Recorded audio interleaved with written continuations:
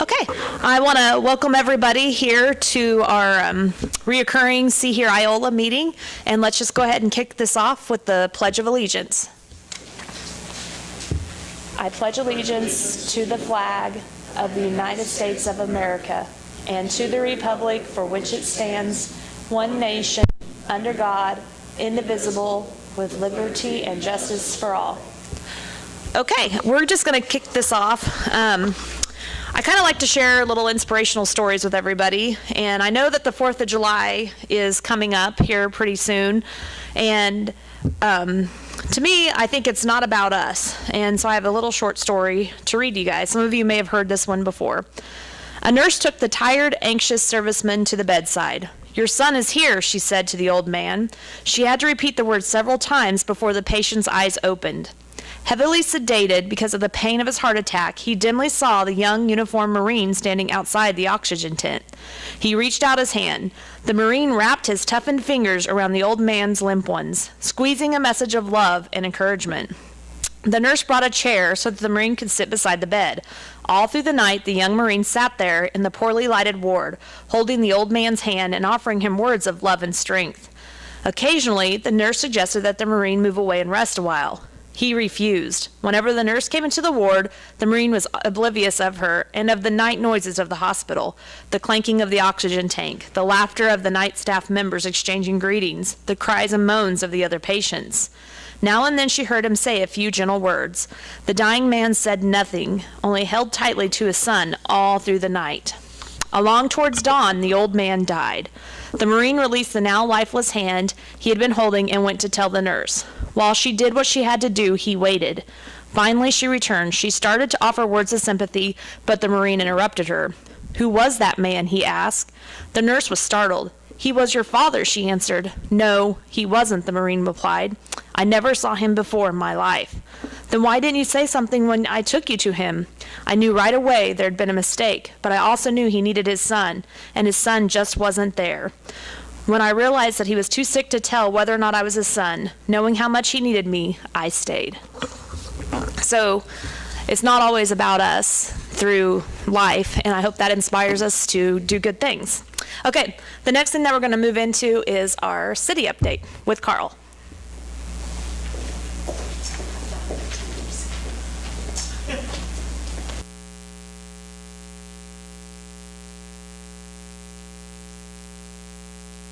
Good morning. How are you doing today? I did bring a script, but it doesn't tell me everything I'm supposed to do here this morning. Like, press the button, open up the other slide presentation.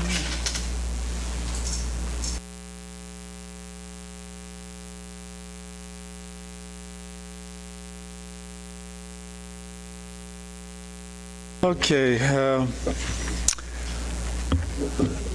there's always a question in my mind, what to use this time for that we have once a month in this See Here Iola program. We've been doing this for 4 years. I think our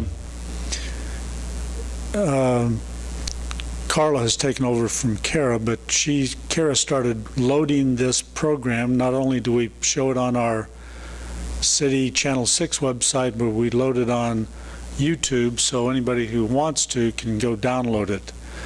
So we don't really have a way of knowing how many people watch it on Channel 6, but I think our readership on YouTube is 20 people a month. And so you kind of wonder, is this program worth it? So if we had a way of figuring out how many people watched it on Channel 6, then we would decide whether to continue it. If you go to the city's website, then you will see it. We also load our city council meetings on YouTube, and there's a link on the city website where you can go and watch the programs. So sometimes when we get frazzled and have too many things to do, we think, what can we stop, and is this program worth it? So I have to look at it in terms of how many people actually watch on Channel 6 or view it on YouTube, not just how many people show up here today. So you could just represent thousands, you don't know.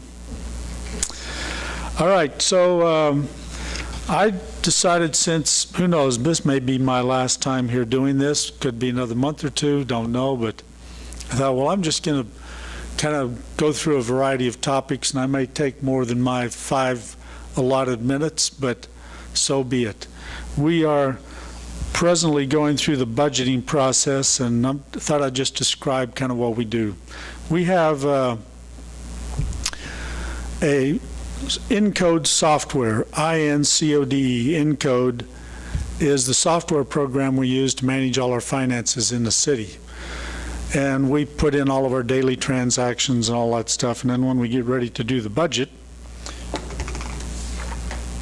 we print out a budgeting document that gives us our previous 2 years' actual expenditures and our current plus our proposed.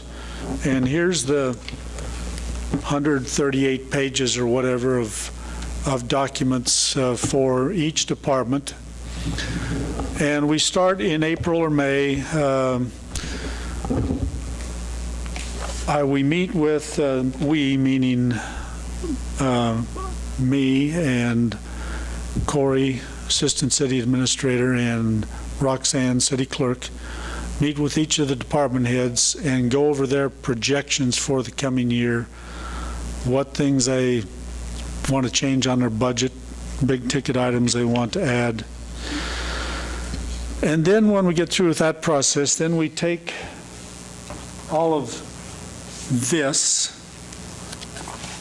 100 and whatever pages, and Roxanne consolidates it and puts it onto the state form. So we take all of the information manually out of our software system, and it has to be manually put into state budget forms. So this is an Excel spreadsheet program, and it comes out on 21 pages. And this includes different information, a different way of accounting. It includes carryovers from prior years, projected debt, lots of other things like neighborhood revitalization. And then we get down to the nitty-gritty of what our revenue projections are and where we're short. So at this point in our budget cycle, we've had one half of the city departments present at the last meeting. Those are all the departments that are funded by tax revenues, property tax. And this coming Monday, we're going to have presentations from our, what we call our enterprise funds, our utility funds, those that are funded by revenue from the utilities. Out of $7.2 million in our general fund, we are unfortunately about $800,000 in the red based on what our projected revenues are versus our projected increases in personnel costs and other things. That amounts to about 12% of the budget. So we've already decided, or I guess I decided, since I'm the one that has to balance the budget, to cut back the rest of this year's budget by 5%, because we are already projecting a deficit at the end of the year. So across the board, we had to cut back 5% so that we don't have a deficit at the end of the year, and then we'll have to make some other changes for next year. So we'll see how that all shakes out. There's always some painful looking at what we can do without and defer certain things, but somehow we'll survive. I decided last year at some point, I wonder how our revenue or our expenditures in the city have kept up with the pace of inflation. You know, it seems like every year we get a little bit tighter on our budget. So I went back 20 years and looked at the national cost of living to see how much it had gone up. and went back as far as I could in our budget documents to see if our expenditures had kept pace with inflation. I was thinking surely we're lower than the inflation. Well, it turns out we're pretty close to matching what inflation is on a national level. Our annual budget keeps going up each year. Otherwise, we would be in the hole quite a bit. Okay, so much on the budget. Now I'm going to do a few highlights from the different departments. These departments on the left side are the ones that are funded by tax revenues, and the ones on the right are our utility funds.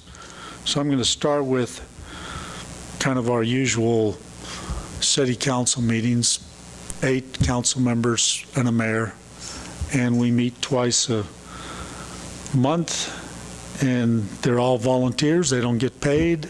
That's under discussion. And then we have a few attenders in the audience, and we have people that come to the podium and talk on a regular basis. One of them's here.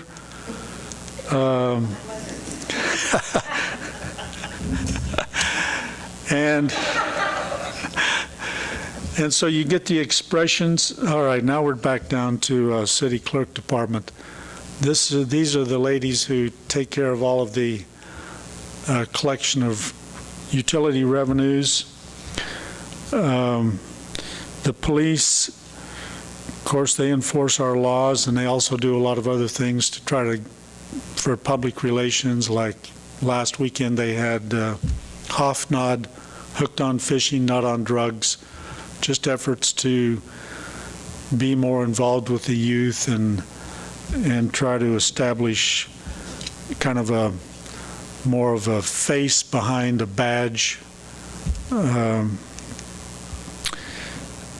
I think we have a great police force in the things that they do. They for a while were doing awards to some of the sports, selecting the sports figures of the week. Now we're getting to move on to the street department. What does the street and alley department do? Well, this time of the year they're doing chip and seal, which is in the northeast section of town, and that involves, in preparation for that, crack sealing, then which is what they're doing here.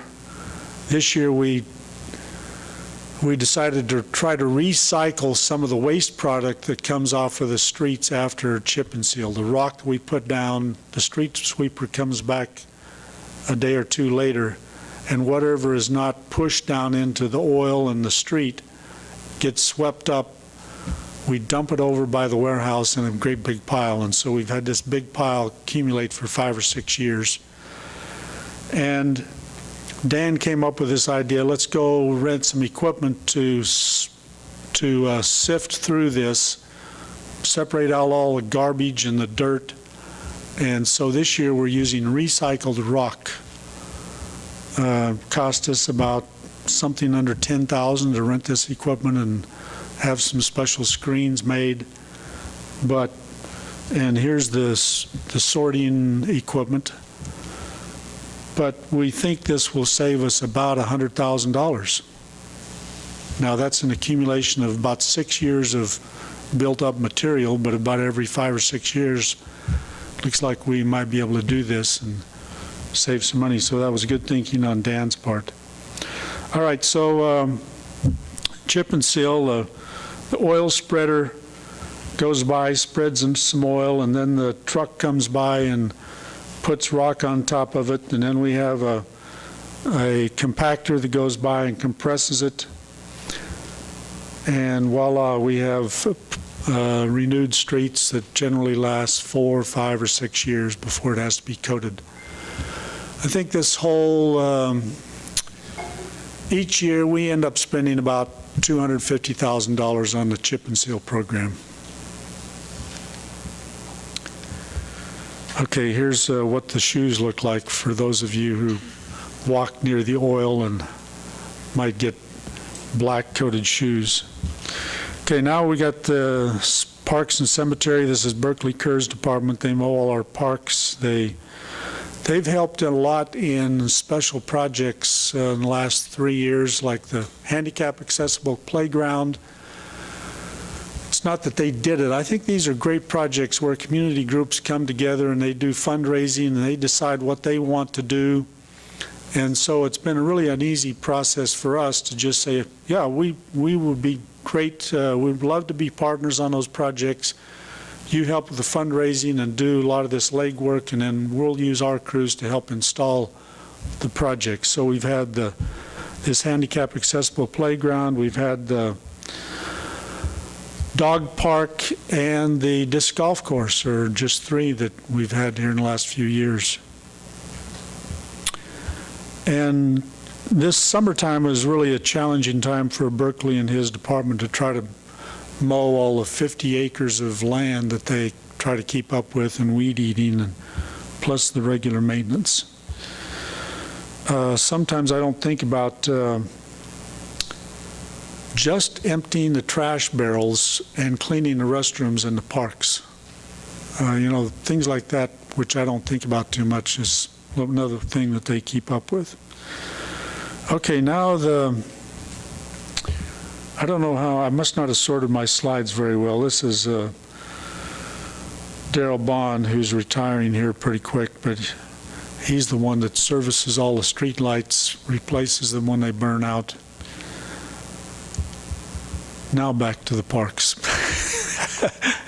Helping with some of the improvements. This is over at Elm Creek Park South. This was a project that Jim Smith helped with a lot. We have a lot of great volunteers. Mowing the cemeteries, putting up the playground equipment. This is the dog park, putting up the fence, putting up the new signs. Okay, now we've got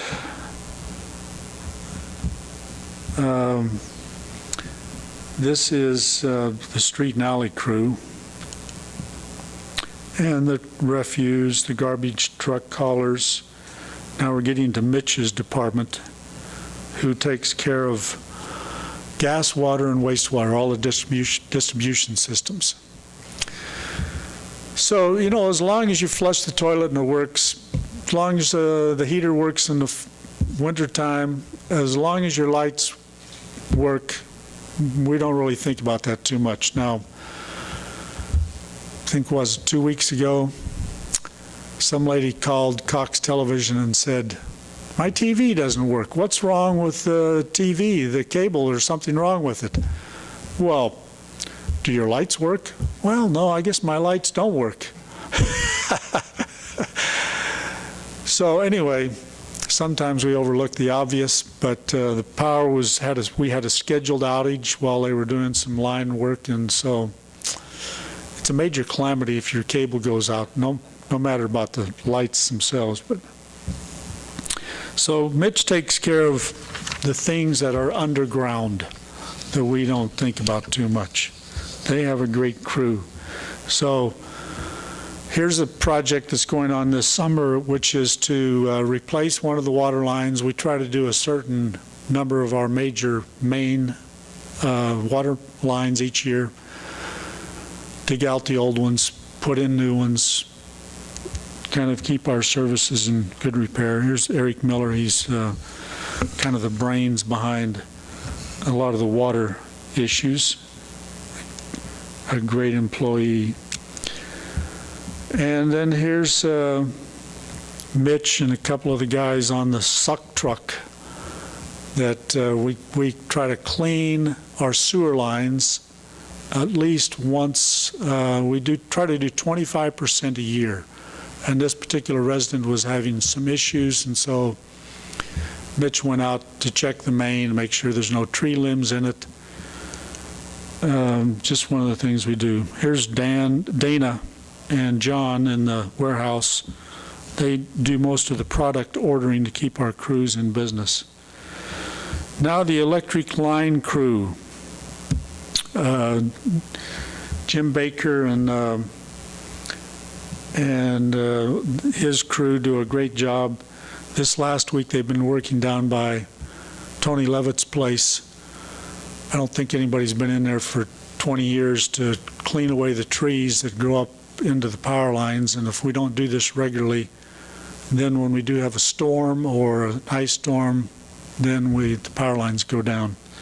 So that's what they've been doing, is going through and cutting the trees and the brush and everything that grows up on the power lines. Now, we also have a private contractor that does this each year. We spend about $50,000 to $55,000 with a private contractor because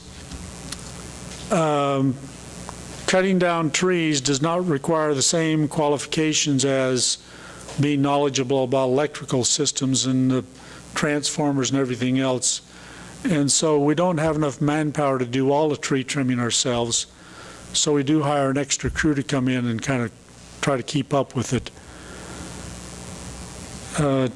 If we were to do it all ourselves, we would end up paying more people at kind of an electrician's wage rather than the wage for someone who cuts trees. So it turns out to be a good deal for us to hire an outside contractor.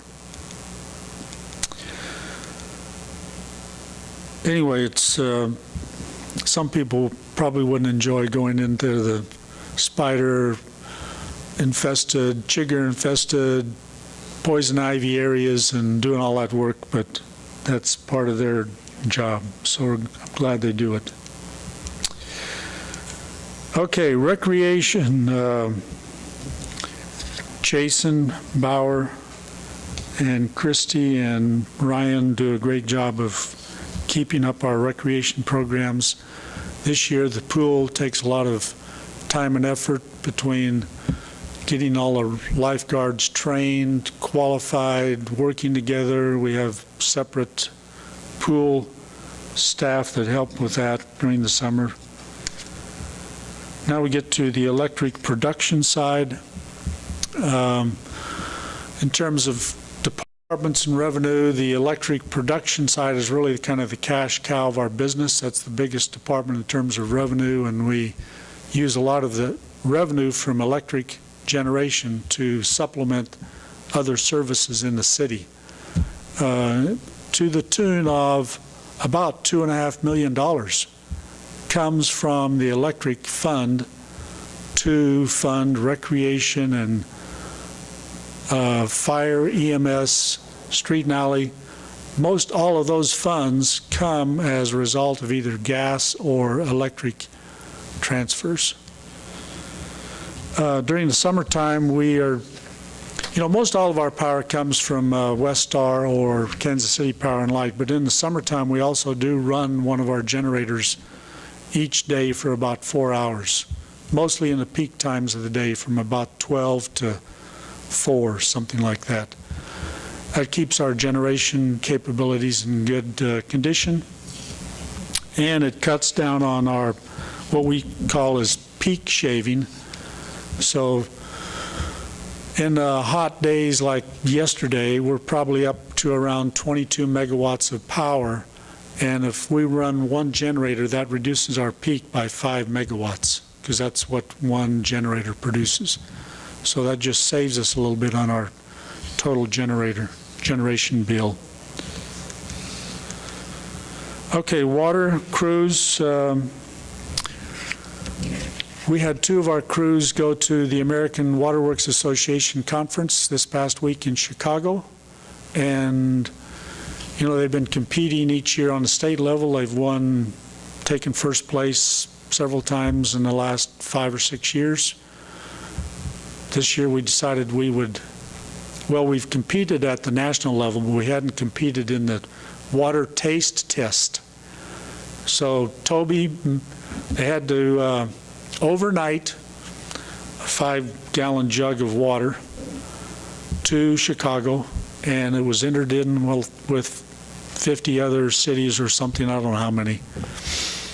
And we took second place in the nation in the water taste test. Great deal for Iola. Put that in the newspaper. Well, it might make it there. You know, some things are not as noteworthy as newsworthy as other projects, but You realize I was on the water committee when we put the water plant in. okay, this is Gary McIntosh speaking. You were on the water committee and what? When we built the water plant and we decided how it should taste, there's 5 or 6 of those. So you decided how it was supposed to taste? I want credit for that. Okay, Gary McIntosh wants credit for helping decide how it tasted. You know, Emporia, the city of Emporia has the same type of plant treatment process for water as we do. Ours is just smaller, but they keep saying they're better. But I think we're doing pretty good that we took second. This is not just the United States because there's Canadian groups that participate, but I thought that was a great thing for them to enter the contest. Actually, we tied for first, and then they had to have some kind of a runoff, and we ended up being second. So, good deal for them. Can I say something at this point? Go ahead, you can say something. The plant was built the idea we're going to have enough capacity to sell water to the Iola Center.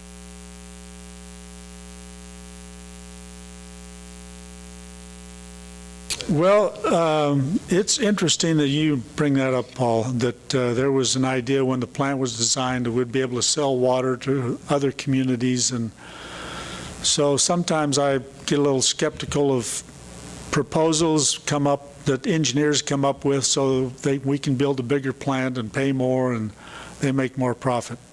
That's the negative way of looking at it. But anyway, our water plant is designed to produce 4 million gallons a day. Our average this time of year is about 700,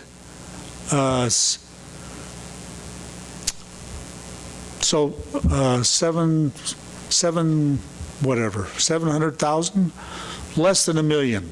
So we are less than 1/4 of capacity.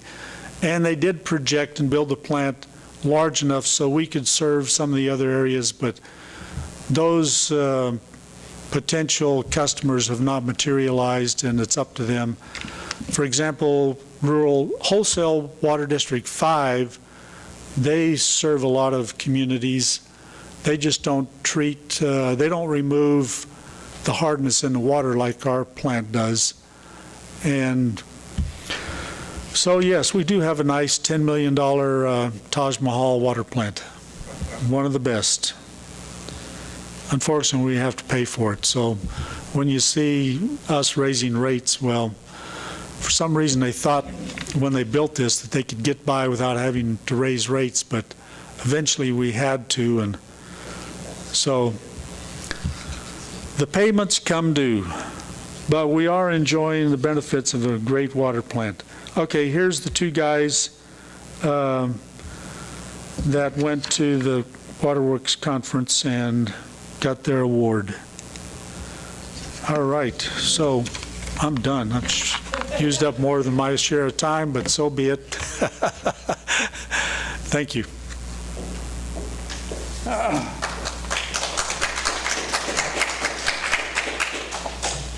All right, thank you, Carl, for sharing that update. You know, it really hits home to me because I'm involved in the banking industry is the amount that we don't really realize all of the functions of the city. And sometimes we take things for granted. And we also appreciate the level of responsibility that are on your shoulders when it comes to balancing the budget for us. And that can be a very stressful thing to do. And we really appreciate your service to our community. Okay, does the newspaper have an update for us today? All right, we will go ahead and turn it over to the newspaper, and we're excited to hear their update.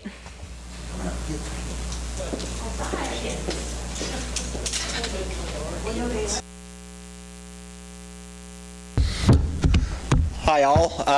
Wanted to take the opportunity this morning to give a brief introduction to a couple new interns we have working with us this summer. Jason Tidd. Oh, come on over here. Jason Tidd, I'm sure most of you may know him. He is going to be a senior. There we go. There we go. He is going to be a senior, is that right? Yes. At Kansas State University, and so he's helping us on the news side, write up news articles and features and what have you, so we're thrilled to have him. Claire Vogel just graduated from high school. here at Iola High and is interested in photojournalism, so brought her on as our photo intern. So hopefully you've seen them around town working at different events and projects, and they'll be here through July. Maybe I think it's about through July, so we're sure thrilled to have them. So, all right, thanks, guys.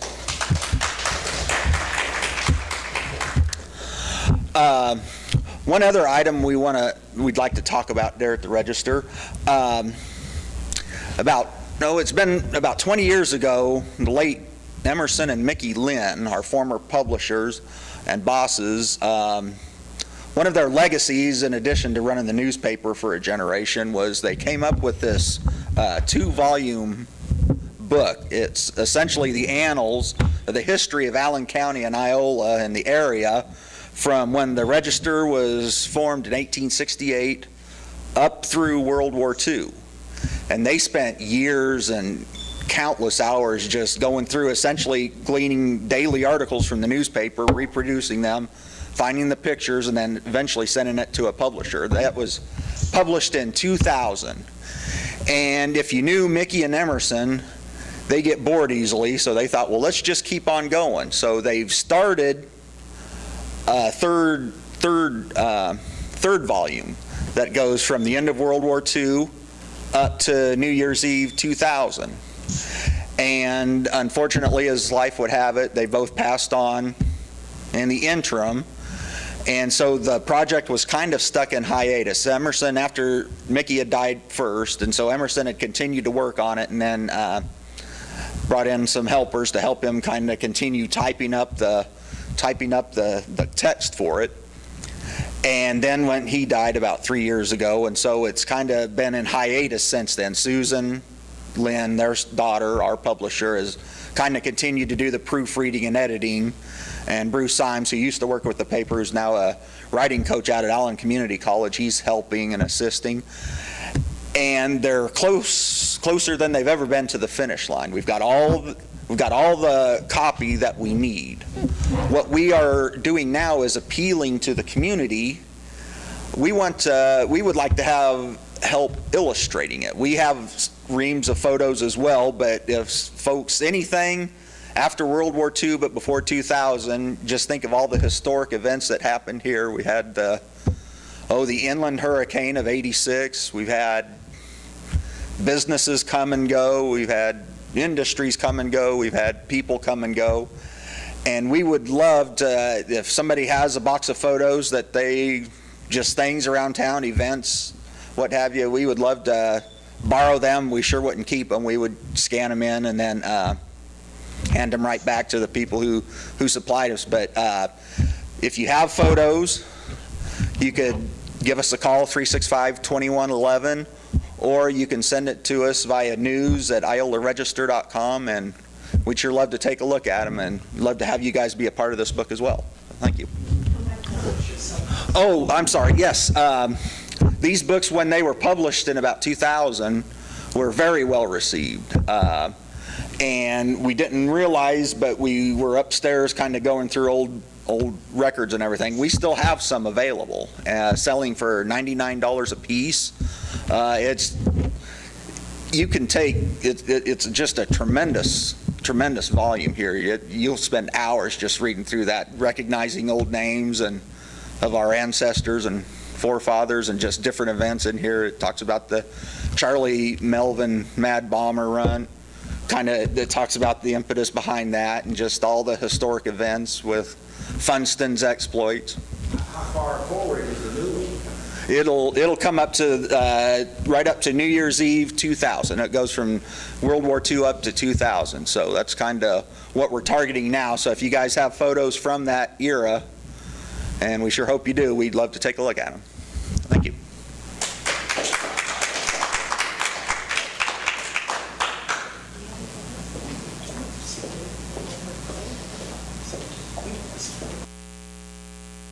All right, well, thank you for that update. That's real exciting to kind of have a history outline of where our roots are and how the town was formed, and that really interests me highly.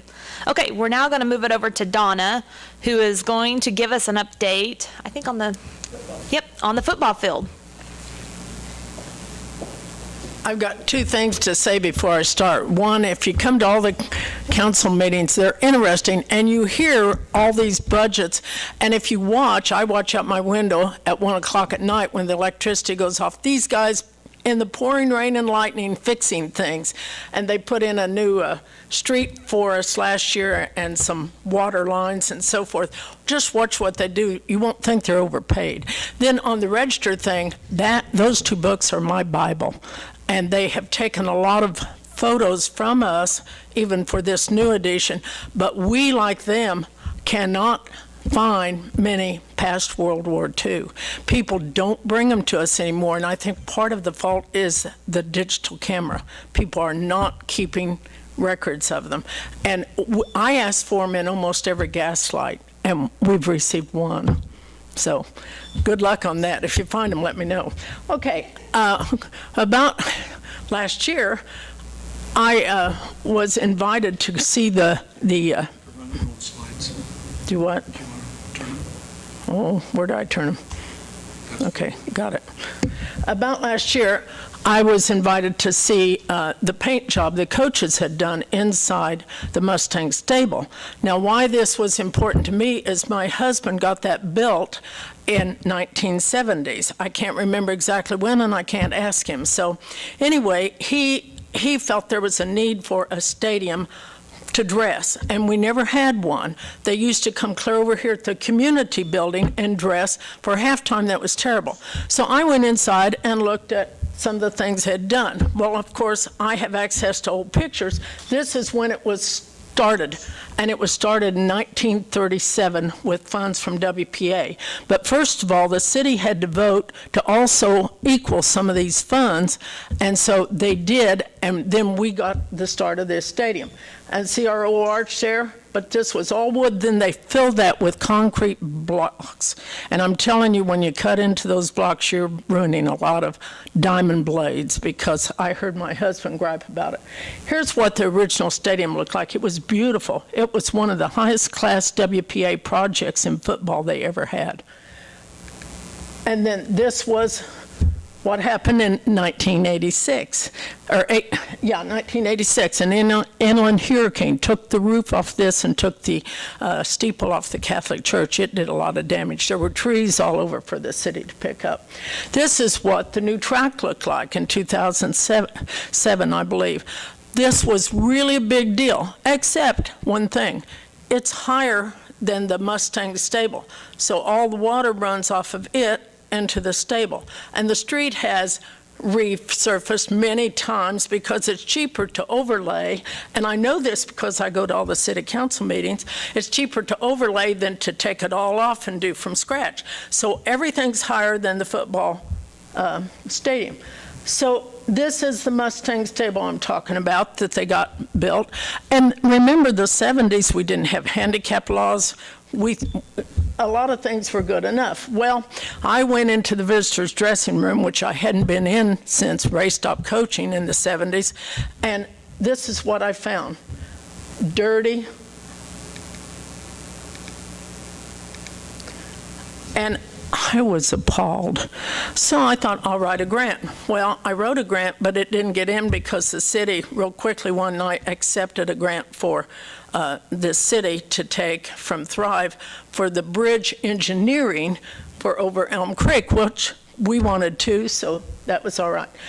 Sonic Equipment told me they'd give me 3 days of painting, 3 men each day. Instead, they gave me 6 the first day. They're overlooking power washing. They're doing power washing. And you can see it was horrible. They spent 4 days instead of 3 days, and they had 4 men 3 days, 6 men 1 day. And they painted all of this beautiful. Look at it now. It's just gorgeous. Now, I sat down on one of the stools, and Scott Stanley, who used to be my student, and kids that have been students always are still scared of the teacher, I think. And I said, Scott, sit down beside me on this other toilet. I want to see how big it is, because it was so close together. Well, I'm fairly good size, but I'm not the size of a football player with pads on, and he sat down beside it, very embarrassed, and we couldn't sit beside each other. It was like this. So I said, we got to tear those toilets out and make them further apart. How do the football players go to the restroom? So I raised the money for this. They took them out, and they're cleaning the floors here.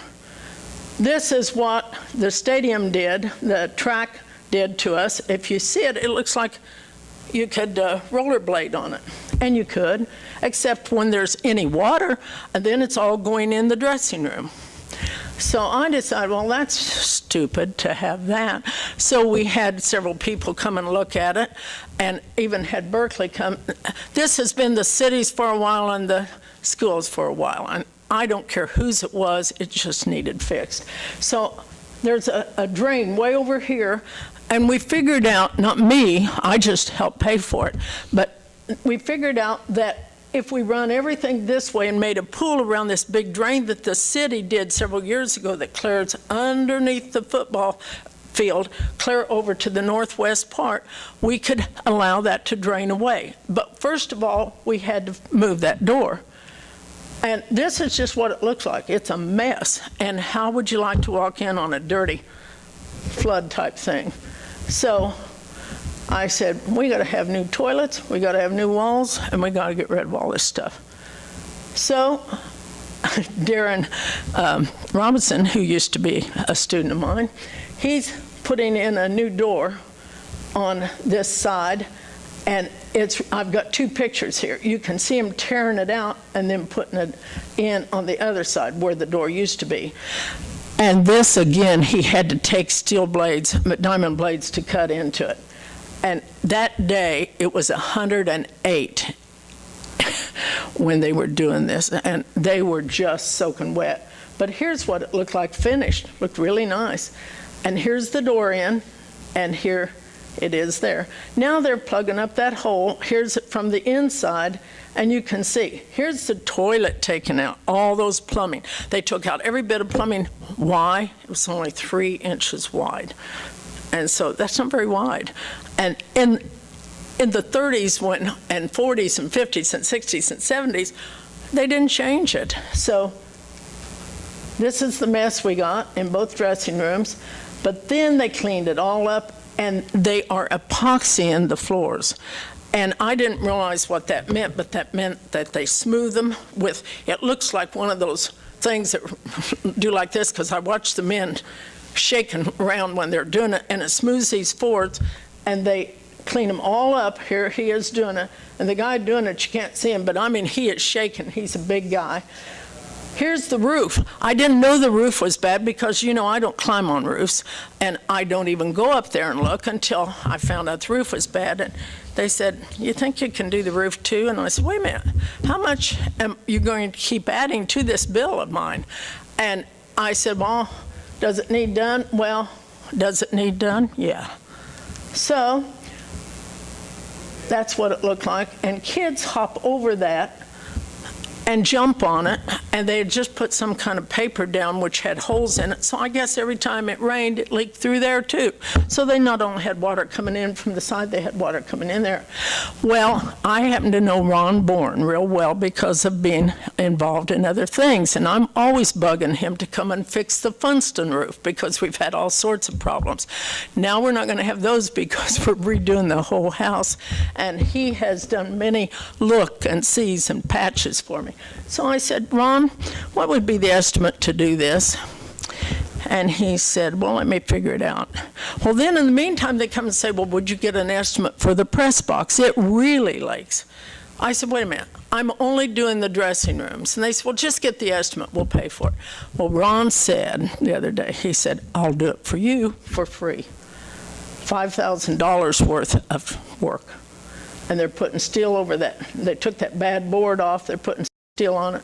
That's the roof. This is what it looks like now. It's all brand new. See the steel? That's what it used to look like. This is the epoxy floor. I just had Carl put that in today. They're just finishing it. They've worked on it all week, and they have to grind the floor off first, and then they have to turn around and clean it, and then they have to seal it, and then they put this kind of a ground something in. I don't know. I didn't have time to listen. This was at about 8:30 this morning, and I said, tell me real quick what you're doing. And I took the picture and run it here. And this is just beautiful. This is in where the toilets will be and the sinks. This is the visitor's dressing room. It's in both sides. And the coach is so excited. He's the one that told me they were doing it this morning because I wasn't paying any attention to what was going on today. That's what it looks like.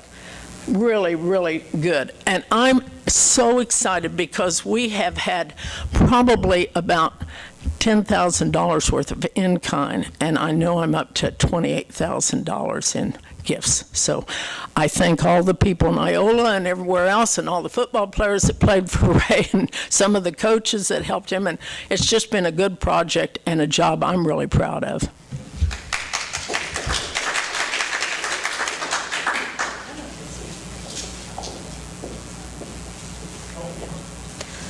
This is one of the things that makes me proud that I'm able to work in Iola, is because I really feel like we are a community that comes together. And Donna, you are a workhorse, and we appreciate you so much. And the fact that you could raise $28,000 to help our school district, you're just a gem. So, okay, do you have a quiz for us today?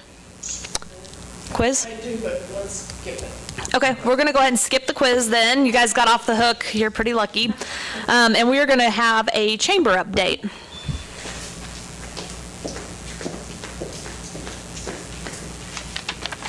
Thank you, Shiloh. And I have to second what Shiloh said. We are so blessed in our community to have so many people who really do care, and so many of them we know, but there are many, many that we don't, because they either want to remain anonymous, or through so many people being involved, we've kind of gotten their name lost. But I want to thank everybody who volunteers, everybody who gives in-kind donations to so many of our groups and organizations, and just the amount of caring that we have is amazing, and we all benefit one way or another. What I want to talk about today is the trail grand opening, which is Saturday, which is tomorrow, at South Washington at 10 o'clock. And I think everybody ought to try to get out. And if you haven't been to the trails, definitely go check them out and see the bridges. And I think, just my own personal opinion, there's going to be a lot of senior pictures taken out there from this point on, I do believe. Thursday nights, we have the band on the square. We have the ice cream socials. We have the farmer's market. And this Thursday night, the 30th, we're going to have our first, and hopefully the beginning of, our annual Junk in the Trunk. And what that means is, if you come to the chamber, fill out a form, and it's a $10 cost, you can park on the square, open your trunk or the back of your pickup or whatever vehicle you have, and sell what you think someone else might want. I know a gentleman came in yesterday and said, my wife says I have way too much fishing equipment, so I'm going to sell fishing equipment. So from the groups that have come in, or the people that have come in, I think there's going to be a wide variety, and I really would love if anyone else would like to. We're going to take people up until Thursday, I think. I mean, I'm going to figure out who all, but right now I think we're going to have a wide variety of, and we'd like to make this an annual event. I mean, we'd like to make it a monthly event on probably the end of the month on Thursday, because there's going to be a wide variety, like I said, of things to do. You can go to the farmer's market, then you can come around and do Junk in the Trunk, and then you can go listen to the band and have your ice cream. So it's going to be a fun-filled evening for everybody. Pardon me? What side of the square? It's going to be on the north side of the square. And we'd like to have done it on 54, but Madison and 54 is just, that's, you know, that gets kind of dicey trying to close, or we wouldn't be closing the road, but we might be impairing some traffic. So anyway, and I'd also like to say that if there's anyone that would like to volunteer for any of the events that we have coming up, please contact me at the chamber, contact Donna. I mean, there are so many things. And one other thing I have to say, definitely try to ride the trolley. I have heard so many good things about the last trolley, the Elm Creek area trolley that Donna put together. In fact, I've had several people say, I didn't get to do it, but I really hope she does it again soon because she says it's too hot, and it is. But, you know, if you're feeling very philanthropic and you just have money that you don't know what to do with, we want a new trolley. Certainly anyone that wants to donate to our trolley fund, we'd love that too. Okay, please come join us on Thursday night and celebrate Iola with us. Thank you.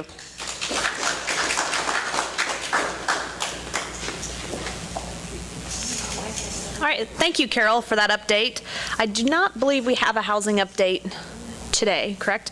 Okay, we are going to move into our presenter, and I want to introduce Connie Knight with Security First Title.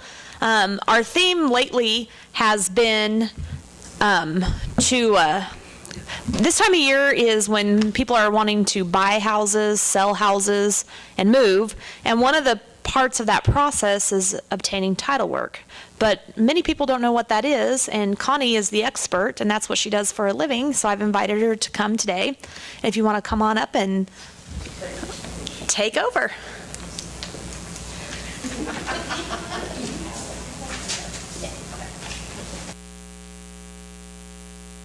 Hello, my name's Connie Knight. I'm a title and escrow officer for Security First Title. Do I need to go down? Can you hear me better now? My name's Connie Knight. I'm a title and escrow officer for Security First Title. Today I'm going to tell you about what is title insurance and why do I need it. You hear about it, but this is going to tell you a little bit more and maybe in a fun way. So first of all, I'd like to tell you that protecting your home investment or your real estate investment is a primary goal for everyone. Title insurance is not as well understood as other types of home insurance like homeowners insurance, but it is just as important. When purchasing a home, instead of purchasing the actual building or land, you're really purchasing the title to the property, the right to occupy and use the space. That title may be limited by rights and claims asserted by others, which may limit your use and enjoyment of the property and even bring financial loss. Title insurance protects against these types of hazards. So let's put that in a real-life scenario. I think I have one more. That's me. And that's our sign. Okay, here's a little story that tells us what could happen if we don't obtain title insurance and we don't get ourselves protected when we purchase real estate. One time, Sammy Goodneighbor sold a property to across a they street, and he got title insurance and he did everything just right. Across a they street, he bought it for $100,000. He and his wife moved in. Well, about 3 years later, Acrossa went to the neighborhood barbecue, and Sammy Goodneighbor wasn't there that day. He was sick. He had allergies. But poor Acrossa they street, he was just telling the whole neighborhood how his wife had left him, how she had trumped up some tale about he was doing the wrong things on his computer system. And he can't work without his computers because he has a business called Moto A Go-Go, and he can't even work. This poor guy, he needs a new start, so he's telling all his neighbors, if you know anybody that'll buy my house, please send them my way. He said, it's worth $100,000. That's what I gave for it 3 years ago. But I'm willing to sell it for $50,000 because I just need to get out of town. Well, looking Flora Fast Buck happened to be there that night. She got a little bit excited because his house was actually just right behind her house, and so she thought, investments aren't paying me much right now. I do have that lump of money from my inheritance sitting around. I think I'm going to buy that house and use it for a rental. It's right behind my house. I can keep an eye on them. I think that would be a fast way to turn a buck. So she went up to across the street and she said, I want to buy that house. But she said, you know, I've heard about this title insurance. We need that, right? He says, oh, no. You don't need that. We just got it 3 years ago. When we bought the house, we don't have any time. We got to get this done quickly. I'm moving out of town. It costs way too much. And there's other buyers right behind you coming up the street probably right now if you don't jump on this deal. So she says, oh, well, I don't want to miss out on this deal. So she hurries and she gives him the money. He gives her a deed and they move on down the road. Oh, poor Flora didn't know what she was getting into, though. About 3 months later, she gets a letter in the mail for 3 years back taxes on the property. Well, how could that be? He said everything was okay. Well, 2 or 3 months later, she got another letter in the mail, and it said that there was state and federal tax liens against this guy. They had put a lien on the property for his business, Moto Agogo. And then she was out in their backyard one day, just kind of doing things in the backyard, and she sees the ex-wife wandering around and thinks, well, what is she up to? So she goes and strikes up a conversation with the ex-wife, and she says, who owns this now? And Flora goes, oh, I do. I got a really good deal on it. The ex-wife says, oh, that's interesting, because when we got our divorce, I got half of the equity in this property for the half of the amount of money I put into his business that was a no-go, not a go-go. So, that we all knew. Now, there wasn't a mortgage, but Sammy Goodneighbor, that was sick the night of the barbecue, went across the street, was telling all of his woes to all of the neighborhood. He actually heard that Looking Flora Fastbuck had bought the house. He ran into her at the local grocery store, and he said, just wondering, were you going to start paying his mortgage then? She said, mortgage? What mortgage would that be? He goes, well, I loaned him the money to buy that house. He's been paying me. Poor Flora. She did not know what she was getting into at all. So she went and she found herself an attorney. The first thing the attorney did was order title insurance, checked out all of this, and in the end she ended up spending over the $100,000 that the property was worth, when she could have spent less than $600 and been protected by a title insurance policy. So at the end of the day, I just want to tell you, too, that title insurance offers financial protection against covered title hazards. All of these things that we visited about were covered. They would have been covered had she purchased this title insurance policy. The title insurer will pay for defending against an attack on title as insured, which means we, the title insurance company, will defend your rights should something arise. And that's all for a one-time charge at closing. That's all I have. Thank you.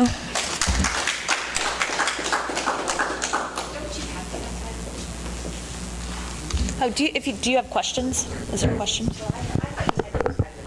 If you're going to borrow money on a piece of property, land, real estate from a lender, most lenders require title insurance. I don't know that it's a law, but if you borrow money from Landmark, we'll either do a title search, depending on the mortgage, or we'll require a title policy. And what I will say is Connie has kept our bank out of quite a few problems when it comes to title work. You think something's all good and you're ready to close something quickly, and then you find out that one of the sellers may be in jail. You can't sell land when you're in jail, things like that. So they really do protect you, and if you're ever going to buy real estate, I highly recommend that you obtain a title insurance policy to protect yourself. So, okay, that concludes our meeting of See Here Iola today, and I want to tell you all that I really appreciate everything, all of the presenters today.